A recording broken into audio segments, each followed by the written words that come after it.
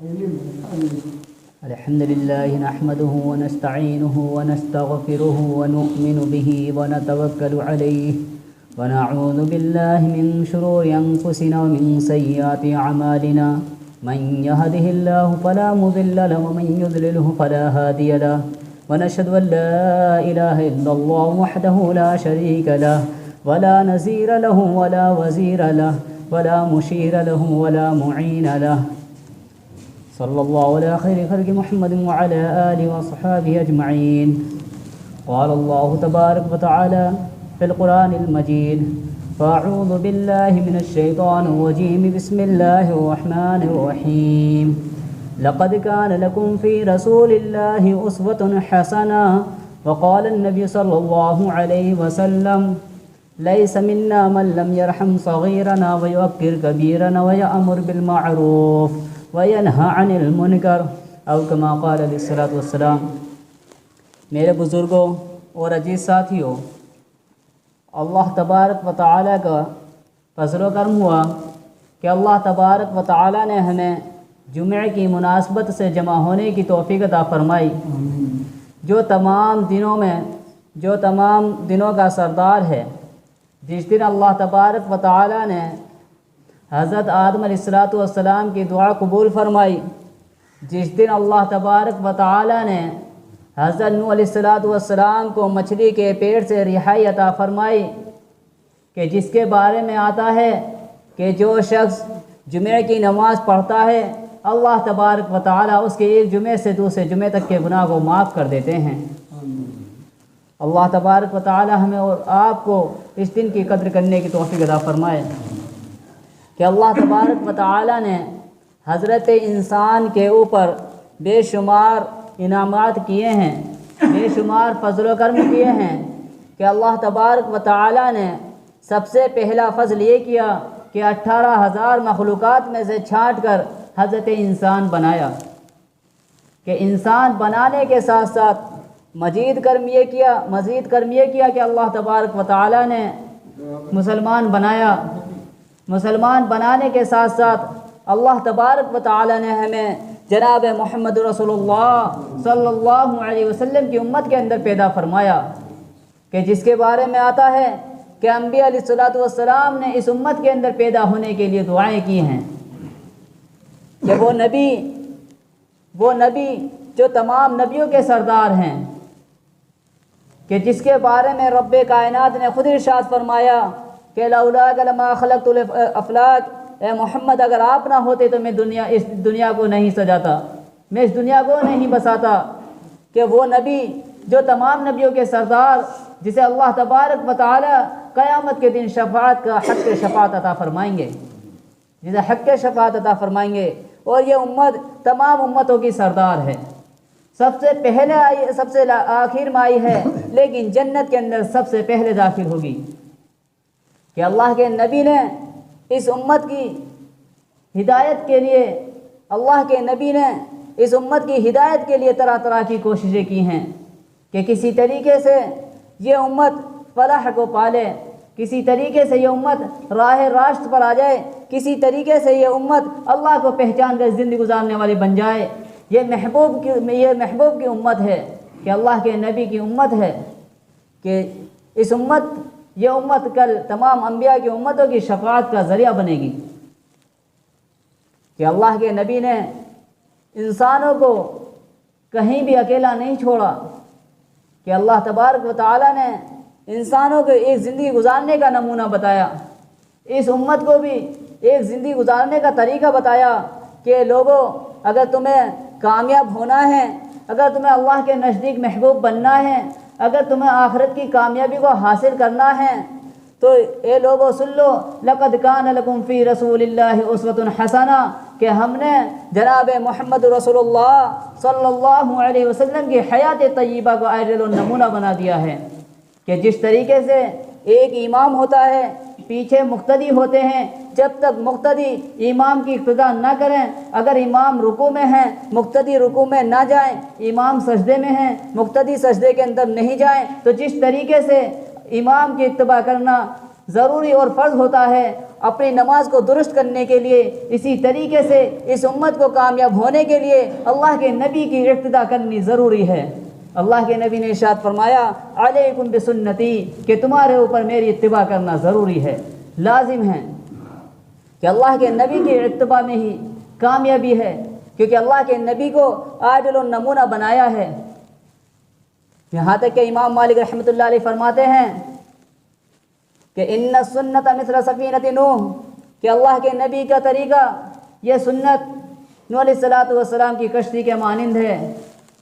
من رکب نجا، کہ جس نے سنت کو اپنا لیا، جو اس کشتی کے اندر سوار ہو گیا وہ تو نجات پا گیا۔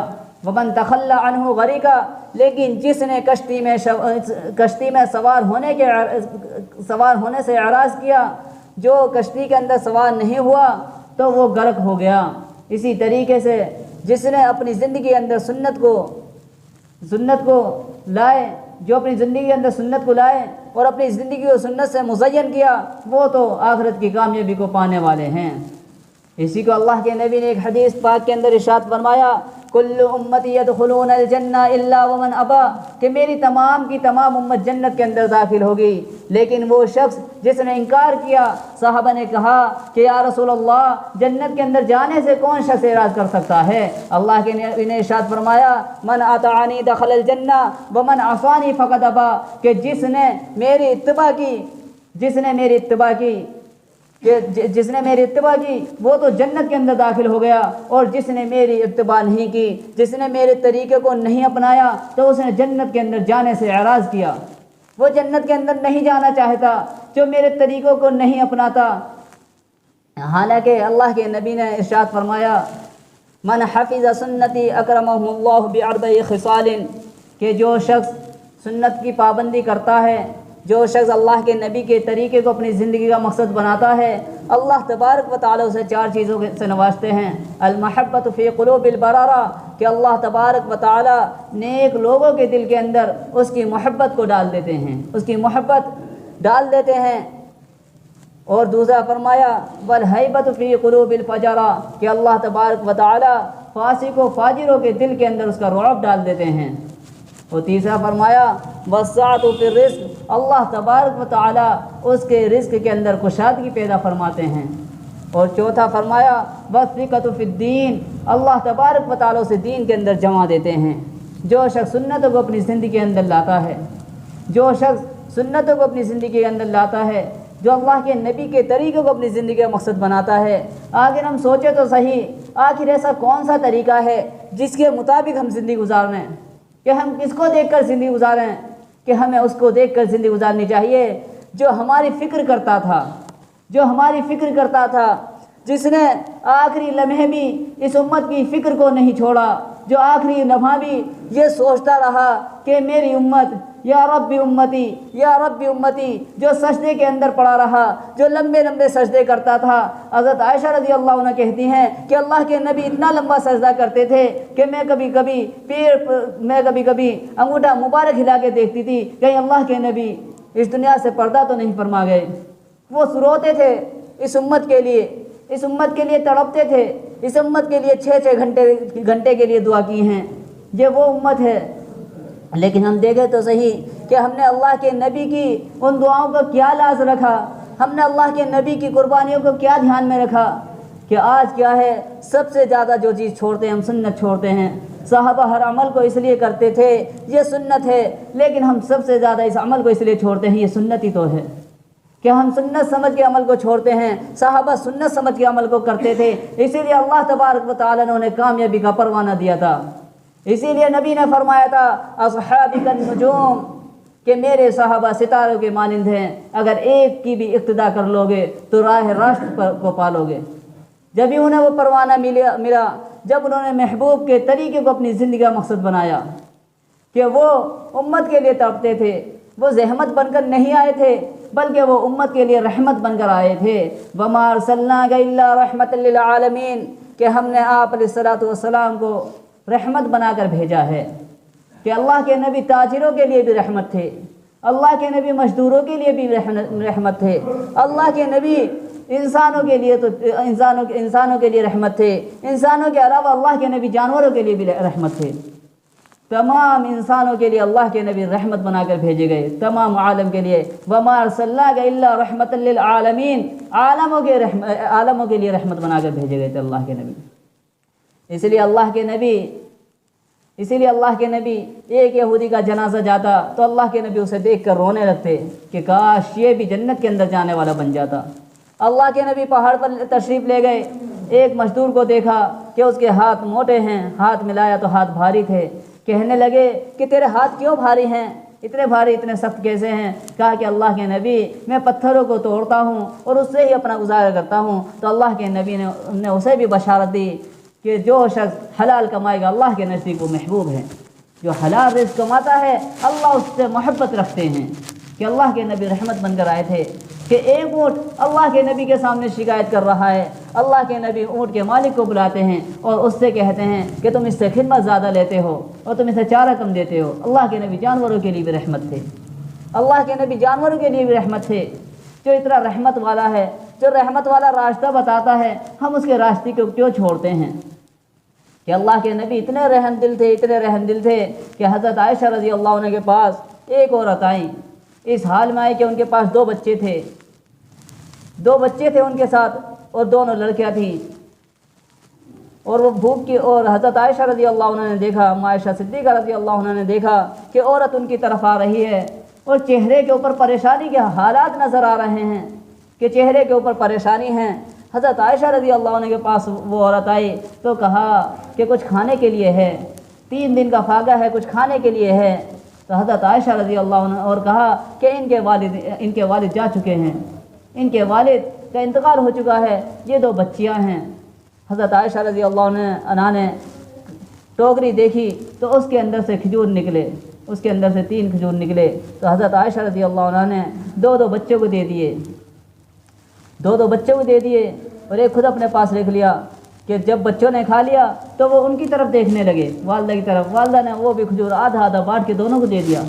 پھر دوبارہ ٹوکری کے اندر ہاتھ ڈالا تو 1 کھجور نکلی اور کہا کہ اسے آپ کھا لیں۔ لیکن کیا ہے، جب دیکھا بچوں نے کہ اماں کے ہاتھ میں کھجور ہے تو بچوں کی للچائی ہوئی نگاہ سے والدہ کو دیکھنے لگے، تو والدہ نے وہ بھی کھجور دے دیا اور بچے دونوں چلے گئے، وہ عورت بھی چلے گئی۔ جب اللہ کے نبی آئے اور اللہ کے نبی کو ان کے حالات بتائے، اے اللہ کے نبی ایک عورت آئی تھی، اتنی تنگ دست تھی اور اس کے پاس 2 عورتیں تھیں، اس کے پاس 2 لڑکیاں تھیں اور ان کے والد کا انتقال ہو گیا تھا۔ آپ علیہ الصلوۃ والسلام نے ارشاد فرمایا، اے عائشہ اس عورت کے پاس جاؤ اور اسے تم خوشخبری دے کے آؤ کہ اللہ نے اس کے لیے جنت لکھ دی ہے، کہ جو شخص 2 عورتوں کی پرورش کرے تو اس کے لیے جنت ہے، کہ جو شخص 2 لڑکیوں کی پرورش کرے اس کے لیے جنت ہے۔ اللہ کے نبی نے اسے جنت کی خوشخبری دی۔ کہ ایک آدمی آیا اور کہنے لگا کہ یا رسول اللہ مجھ سے بہت بڑا گناہ ہو گیا۔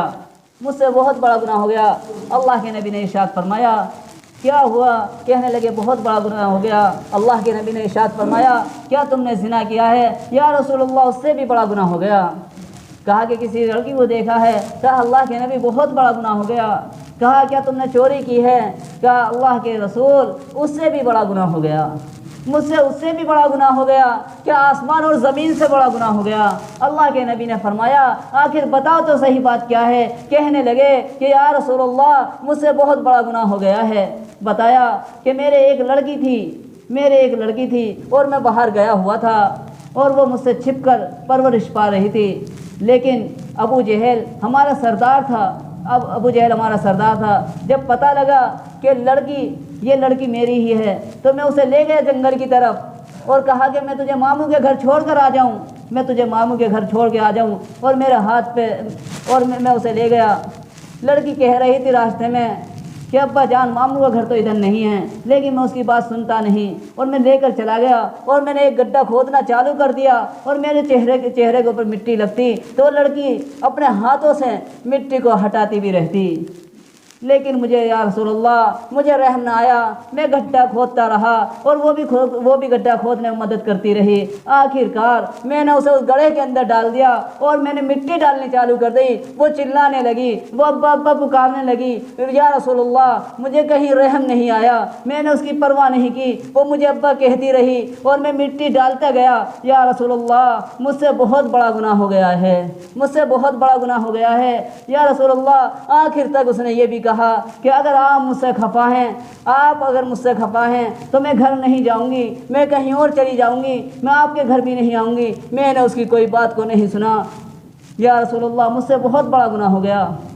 اللہ کے نبی سے پوچھا کہ یا رسول اللہ میں اتنا بڑا گنہگار ہوں، کیا میرے لیے بھی معافی کی گنجائش ہے؟ رسول اللہ صلی اللہ علیہ وسلم نے جب اس کی طرف دیکھا اور بات کو سنا تو اللہ کے نبی کی آنکھوں سے آنسو جاری ہو گئے اور کہا کہ واقعی تم سے بہت بڑا گناہ ہو گیا، لیکن اللہ تبارک و تعالی رحم دل ہے، اللہ تبارک و تعالی بہت زیادہ رحم کرنے والا ہے کہ تم 2 آنسو بہاؤگے تو اللہ تبارک و تعالی اسے تمام گناہوں کو معاف کر دے گا۔ کہ تم اسلام لے آئے، تم اسلام کے اندر داخل ہو جاؤ گے تو اللہ تبارک و تعالی تمہارے ان گناہوں کو بھی معاف کر دے گا۔ کہ جو بھی آتا تھا اللہ کے نبی اسے رحمت کا راستہ بتاتے تھے، وہ رحمت بن کر آئے تھے۔ اللہ کے نبی آپس میں محبت ڈالنے کے لیے آئے تھے، اللہ کے نبی آپس میں بغض کو ختم کرنے کے لیے آئے تھے، لیکن اللہ کے نبی نے فرمایا تھا لا تحسسوا ولا تجسسوا ولا تنافسوا ولا تباغضوا وكونوا عباد اللہ اخوانا۔ اے لوگو آپس میں حسد مت کرنا، اے لوگو تم ایک دوسرے کی ٹوہمیں مت پڑنا، اے لوگو تم کسی سے نفرتیں مت کرنا۔ اللہ کے نبی نے فرمایا تھا اے لوگو تم کسی سے پیٹ پھیر کر باتیں مت کرنا، کسی کے پیچھے چگلی مت کرنا اور آپس میں بھائی بھائی ہو کر رہو۔ کہ اتنی خوبصورت شریعت ہمیں دی، کہ اتنا اچھا طریقہ ہمیں بتایا، پیار محبت کا طریقہ بتایا، لیکن آج کیا وجہ ہے کہ ہم مسلمان ہیں، سب سے زیادہ نفرتیں ہمارے اندر بھری، سب سے زیادہ حسد ہمارے اندر بھرے، سب سے زیادہ غیبتوں کی پریشانی، سب سے زیادہ مرض ہمارے اندر پائے جاتے ہیں۔ کیا نبی کی بالکل بھی لاز نہیں؟ کیا اللہ کے نبی کے آنسوں کی کبھی بالکل بھی لاز نہیں؟ کیا ہمیں مرنے کا یقین نہیں؟ کیا ہمیں قبروں کا یقین نہیں؟ کیا اللہ کے نبی نے جو وعدے بتائے ہیں کیا ان وعدوں کا یقین نہیں؟ آخر کیوں؟ کب تک ہم سنت سے بھاگیں گے؟ آخر میں سوچے تو صحیح، اب تو کوئی نبی آنے والا بھی نہیں ہے، آخر ہمیں انتظار کس کا ہے کہ یہ شریعت اللہ کے نبی پر مکمل ہو چکی ہے، آخر کب تک ہم ایسے بیٹھے رہیں گے؟ میرے بھائی ہمیں سوچنا ہے، اللہ کے نبی کی سنتوں کو اپنانا ہے، ایک ایک سنت پر عمل کرنا ہے، لیکن آج کیا ہے کہ سنت پر تو عمل کیا کریں، ہم دوسروں کو اگر کوئی سنت پر عمل کرنے کی سوچتا ہے تو ہم اس کا مذاق اڑاتے ہیں، کہ تو کیا ملا بن گیا، ہم اس کا مذاق اڑاتے ہیں، حالانکہ وہ اپنی حالت کو چینج کر دیتا ہے۔ میرے بھائی ذرا سوچو تو صحیح، اگر ایک نے بھی سنت کو چھوڑ دیا اس کے مذاق اڑانے کی وجہ سے تو بتا اس کا گناہ کسے ملے گا؟ کہ جس طریقے سے ایک شخص کسی کو اچھائی کی طرف رہنمائی کرتا ہے اور وہ اس اچھائی کو اپنا لیتا ہے تو جب تک وہ اچھا کام کرتا رہتا ہے رہنمائی کرنے والے کو ثواب ملتا ہے، اگر اسی طریقے سے ایک شخص برائی کا ذریعہ بنتا ہے تو اسے بھی اس کا گناہ ملتا ہے۔ تو ہم خود اپنی زندگی کے اندر سنتیں لائیں، اپنی زندگی اسلامی طریقے کے مطابق گزارنے والے بنیں اور دوسروں کی بھی اس کی ترغیب دیں، آپس میں مل جل کر رہنے والے بنیں، آپس میں نفرتوں کو ختم کریں، ہم آپس میں ایک ہو جائیں۔ آخر کب تک ہم اکیلے رہیں گے؟ ہم ایک بن کر رہیں۔ کہ اللہ کے نبی کی بھی یہی تمنا تھی کہ صحابہ سنتوں کی پابندی کرتے تھے، ایک ایک سنتوں کو اپنے سینے سے لگاتے تھے، آپ علیہ الصلوۃ والسلام کے فرمان کو اپنی آنکھوں پہ بٹھاتے تھے، آپ کے اشارے کے لیے لبیک کہنے کے لیے تیار رہتے تھے۔ وہ تھے صحابہ کہ اللہ کے ایک صحابی ہیں، مکہ مکرمہ کی طرف جاتے ہیں، راستے میں تھوڑی دیر رکتے ہیں، حضرت عبداللہ بن عمر رضی اللہ عنہ راستے میں اترتے ہیں تھوڑی دیر اور اس طریقے سے ایک درخت کے پاس بیٹھ جاتے ہیں جیسے کوئی شخص قضائے حاجت کے لیے بیٹھتا ہے، اور بیٹھنے کے بعد فوراً چل دیتے ہیں، پھر فوراً اپنی سواری پر آتے ہیں اور چل دیتے ہیں۔ ساتھی کہتے ہیں کہ حضرت یہ کیا بات ہے، آپ نے ہمیں تھوڑی دیر رکایا اور آپ چل دیے، آپ نے تو قضائے حاجت بھی نہیں کی۔ کہنے لگے مجھے یاد ہے میرا محبوب بھی اسی راستے سے گزرا تھا، اللہ کے نبی بھی اسی راستے سے گزرے تھے، اللہ کے نبی تھوڑی دیر سواری کو روک کر اترے تھے اور اللہ کے نبی نے قضائے حاجت اس جگہ کی تھی۔ میرا من چاہا میں بھی اللہ کے نبی کی اتباع میں تھوڑی دیر وہاں جا کے بیٹھوں تاکہ میرے محبوب کی یاد تازہ ہو جائے۔ اتنا سنتوں کا اہتمام کرنے والے تھے، اتنا سنتوں کو اپنے سینے سے لگانے والے تھے کہ حضرت حذیفہ بن یمان رضی اللہ عنہ ایران کے بادشاہ کے پاس جاتے ہیں، ہاتھ سے لقمہ گر جاتا ہے، اٹھا کر کھانے لگتے ہیں۔ ایک کہتا ہے کہ حضرت یہ بادشاہ کا دسترخوان ہے اور یہاں کے لوگ اسے معیوب سمجھتے ہیں، عیب سمجھتے ہیں کہ نیچے سے گرا ہوا لقمہ اٹھا کر کھایا جائے، اس چیز کو عیب سمجھتے ہیں۔ حضرت حذیفہ بن یمان رضی اللہ عنہ وہ عاشق رسول تھے، وہ سچا عشق کرنے والے تھے، وہ اپنے دعوے میں سچے تھے۔ فوراً کہتے ہیں اترک سنت حبیبی لہؤلاء حمقا، کیا میں ان بیوقوفوں کی وجہ سے اپنے نبی کی سنتوں کو چھوڑ دوں؟ کہ ایک صحابی ہیں، ان کی داڑھی کے صرف 2 بال ہیں، کوئی ان کی طرف اشارہ کر کر کہتا ہے انظر الی شعرۃ کیف یتحرک فی الریح، کہ ان کی داڑھی کی طرف دیکھو کیسے ہوا میں حرکت کر رہی ہے۔ صحابی تھے، سنت کا مذاق برداشت نہیں ہوا، فوراً اپنی داڑھی کے بال کو پکڑ کر کہتے ہیں اترک سنت حبیبی لقول حمقا، کیا میں تمہارے مذاق اڑانے کی وجہ سے، کیا میں تمہارے مسخرے کرنے کی وجہ سے میں اپنے محبوب کی سنت کو چھوڑ دوں؟ یہ میں نے اس لیے نہیں رکھی تاکہ میں خوبصورت لگوں، یہ تو میں نے اس لیے رکھی ہے، یہ تو میرے محبوب کی سنت ہے۔ صحابہ کو اللہ کے نبی کا ایک ایک قول، ایک ایک فرمان یاد تھا، اللہ کے نبی کی ہر بات یاد تھی۔ اللہ کے نبی نے ارشاد فرمایا تھا من احب سنتی فقد احبنی، کہ جس نے میری سنت سے محبت کی اس نے مجھ سے محبت کی۔ ومن احبنی کان معی فی الجنہ، اور جو مجھ سے محبت کرے گا وہ میرے ساتھ جنت کے اندر داخل ہوگا۔ صحابہ کو ایک ایک قول یاد تھا۔ صحابہ کے لیے سب سے بڑی خوشخبری تھی کہ ان کا معاملہ صحابہ کے اللہ کے نبی کے ساتھ ہو۔ صحابی بے چین ہیں کہ یا رسول اللہ ہمیں جنت کے اندر کیسے چین آئے گا؟ آپ تو انبیاء علیہ الصلوۃ والسلام کے رتبے پر ہوں گے، آپ تو انبیاء کے درجے پر ہوں گے، ایک تو میں یہ بھی نہیں جانتا کہ میں جنت کے اندر جاؤں گا یا نہیں۔ اگر میں جنت کے اندر چلا گیا تو میرا درجہ نیچے ہوگا، آپ کا درجہ اونچا ہوگا، تو وہاں کیسے چین آئے گا؟ اللہ کے نبی نے ارشاد فرمایا کہ انسان اس کے ساتھ ہوگا جو جس سے محبت کرتا ہوگا۔ صحابہ اچھل پڑے کیونکہ صحابہ نبی سے محبت کرتے تھے۔ لیکن ہمارا معاملہ کیا ہے؟ ہم کہتے ہیں کہ ہم مسلمان ہیں، ہمارے نبی محمد رسول اللہ صلی اللہ علیہ وسلم ہیں، لیکن جب عمل کی باری آتی ہے تو سب سے پہلے پیچھے ہم ہٹتے ہیں، سب سے پہلے پیچھے ہم ہٹتے ہیں۔ جب عمل کی باری آتی ہے تو ہم میدانوں سے بھاگ جاتے ہیں، جب عمل کی باری آتی ہے تو ہم اسے توڑتے ہوئے نظر آتے ہیں، ہم سنتوں کو چھوڑتے ہوئے نظر آتے ہیں۔ اسی کو کسی شاعر نے کہا ہے تعصل الہ وانت تظہر حبہ ھذا لعمری فی الفعال بدیع، ہم کہتے ہیں تعصل الہ وانت تظہر حبہ، کہ ہم کہتے ہیں کہ ہمیں اللہ اور اس کے رسول سے محبت ہے حالانکہ ہم اس کی نافرمانی کرتے ہیں، یہ تو بات عقل سے خلاف ہے۔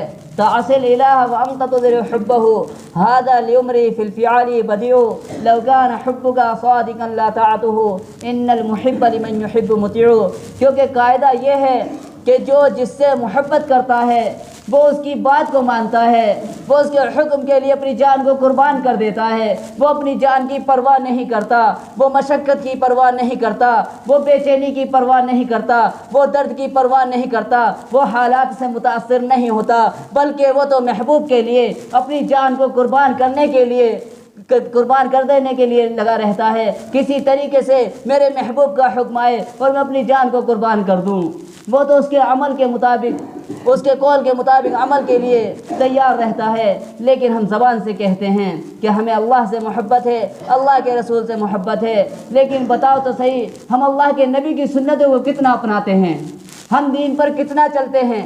ہم اللہ کے احکام کو کتنا مانتے ہیں، ہر شخص اپنا محاسبہ کر سکتا ہے کہ جب ہماری زندگیوں کے اندر، جب ہم دلوں کے اندر جھانک کر دیکھتے ہیں تو سنتوں سے خالی ملتے ہیں، اسلام کی محبت سے خالی ملتے ہیں۔ صرف زبان سے دعویٰ کرنا کام نہیں آتا، بلکہ عمل کرنا پڑے گا۔ اس کی محبت کا تقاضا یہی ہے کہ اس پر عمل کیا جائے۔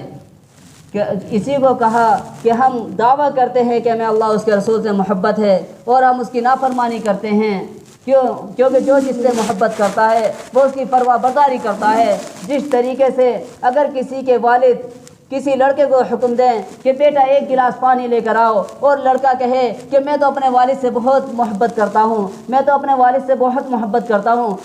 والد کو بہت چاہتا ہوں، لیکن والد کہیں بیٹا ایک گلاس پانی لے کر آؤ، بیٹا کہے کہ میں پانی نہیں لاتا، تو بتاؤ تو صحیح وہ کیا فرما بردار کہا جائے گا؟ کہ وہ یہ کہا جائے گا کہ یہ اپنے والد کو کتنا مانتا ہے، بلکہ کہا جائے گا یہ اپنے والد کو کہا جائے گا کہ یہ تو اپنے والد کو پیر کی جوتی کے برابر بھی نہیں سمجھتا۔ یہی حال ہمارا ہے کہ عمل کے لیے ہم دوسروں کا طریقہ دیکھتے ہیں، زبان سے نبی کا دعویٰ کرتے ہیں، لیکن یہ دعویٰ ہمارا صحیح نہیں ہے۔ دعویٰ جب صحیح ہوگا کہ جب عمل ہوگا اس کے مطابق، کہ ہم ارادہ کریں کہ ایک ایک سنت کو اپنے دلوں سے لگانا ہے، کہ ایک ایک سنت پر عمل کرنا ہے، چاہے وہ کھانے کی سنت ہو، چاہے وہ پینے کی سنت ہو، چاہے وہ لباس کی سنت ہو، چاہے وہ چہرے کی سنت ہو، چاہے وہ سر کی سنت ہو، کوئی سی بھی سنت ہو۔ پانی سب پیتے ہیں لیکن نبی کے طریقے کے مطابق پی لیں گے تو وہ پینا ہمارا عبادت بن جائے گا۔ کھانا سب کھاتے ہیں لیکن نبی کے طریقے کے مطابق کھا لیں گے تو ہمارا کھانا عبادت بن جائے گا۔ جو کام سنت کے مطابق کیا جائے گا وہ کام عبادت بن جائے گا۔ اسی کو شیخ زکریا رحمۃ اللہ علیہ کے والد حضرت یحییٰ صاحب کہتے تھے کہ جو کام اگر انسان سنت کے مطابق پاخانہ بھی کر لے گا اس کو اتنا ثواب ملے گا کہ کوئی شخص غیر سنت نوافل پڑھے اس سے زیادہ ثواب ملے گا۔ کہ یہی سنت کی پابندی ہمارے علماء کے اندر ملتی ہے کہ مولانا قاسم نانوتوی رحمۃ اللہ علیہ جب فرنگیوں نے انہیں گرفتاری کا حکم دے دیا تو حضرت 3 دن تک روپوش رہے۔ چوتھے دن باہر نکل آئے۔ کسی نے کہا کہ حضرت آپ باہر نکل آئے، روڈ پر ٹہل رہے ہیں، انگریز آپ کو ڈھونڈ رہے ہیں، آپ کو پکڑتے ہی پھانسی دے دیں گے۔ کہنے لگے جب میں نے سیرت کا مطالعہ کیا، جب میں نے اپنے محبوب کی زندگی کو ٹٹولا تو مجھے صرف 3 دن ایسے ملے جہاں اللہ کے نبی غار ثور کے اندر رہے، اللہ کے نبی چوتھے دن نکل آئے، تو اب میری اگر گردن بھی کٹ جائے گی تو میں اپنی گردن کٹوانے کے لیے تیار ہوں، میں پھانسی پر لٹکنے کے لیے تیار ہوں، لیکن میں اپنے نبی کے طریقے سے پیچھے نہیں ہٹ سکتا۔ کہ حضرت مولانا گنگوئی رحمۃ اللہ علیہ آخری عمر میں ان کے موتیا بند ہو گیا، لیکن وہ سرما لگاتے تھے۔ کسی نے کہا کہ حضرت آپ سرما لگاتے ہیں، آپ کے تو موتیا بند ہے لیکن آپ سرما لگاتے ہیں۔ سرما تو اس لیے لگاتے ہیں تاکہ نگاہ تیز ہو۔ سرما کس لیے لگاتے ہیں؟ سرما اس لیے لگاتے ہیں تاکہ نگاہ تیز ہو۔ کہنے لگے پرے ہٹ کوئی لگاتا ہوگا سرما اپنی نگاہ کو تیز کرنے کے لیے، میں تو سرما اس لیے لگاتا ہوں، یہ تو میرے نبی کی سنت ہے۔ کہ جب دیوبند کے اندر پھول لگوا رہے تھے ایک مرتبہ مولانا قاسم صاحب، تو کہا کہ گلاب کے پھول لگائیں۔ شاگردوں نے کہا کہ حضرت بہت اچھے پھول ہیں جن کی خوشبو بھی عمدہ ہے، آپ اچھے پھول لگوا لیں۔ کہا کہ نہیں، گلاب ہی لگاؤ، کیونکہ میں نے پڑھا ہے کہ آپ علیہ الصلوۃ والسلام کے پسینے سے خوشبو جو آتی تھی وہ گلاب سے سب سے زیادہ گلاب سے ملتی تھی۔ تو اس لیے ہم ایک سنتوں کی پابندی کریں۔ یہاں تک کہ شیخ عبد القادر جیلانی رحمۃ اللہ علیہ نے لکھا ہے اساس الخیر متابعۃ النبی صلی اللہ علیہ وسلم فی قولہ و فعلہ، کہ تمام خیر کی بنیاد آپ علیہ الصلوۃ والسلام کے قول اور فعل کی اتباع کرنے میں ہے۔ آپ کے افعال اور آپ کے اقوال کی اتباع کرنے میں تمام خیر موجود ہے۔ تو اس لیے ہم ارادہ کریں کہ اپنی زندگی کو نبی کے طریقے کے مطابق گزاریں گے اور مسجدوں کو آباد کریں گے۔